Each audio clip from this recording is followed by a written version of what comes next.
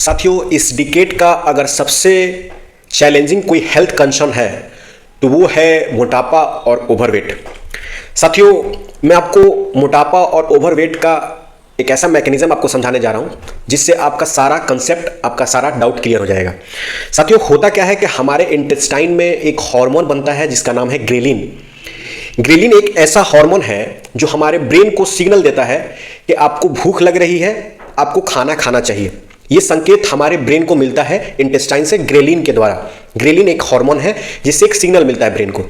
साथियों, जब आप खाना खा लेते हैं, आपका पेट भर जाता है, तो फिर एक हार्मोन का काम होता है जिसका नाम है लेप्टिन। लेप्टिन क्या काम करता है कि जब आप खा लेते हैं, आपका पेट भर जाता है, तो फिर एक ब्रेन को सिग्नल भेजता है कि अब खाना खा लिया, पेट भर गया, अब मतलब कि खाना बंद करना चाहिए।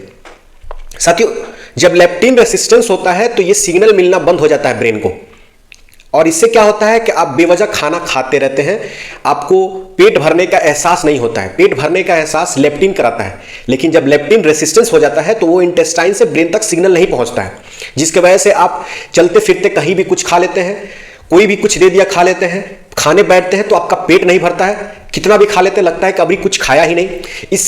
ऐसा इसलिए होता है कि लेप्टिन रेसिस्टेंस कर जाता है। साथियों, जैसे बॉडी में इंसुलिन रेसिस्टेंस होता है, ठीक वैसे ही लेप्टिन रेसिस्टेंस होता है।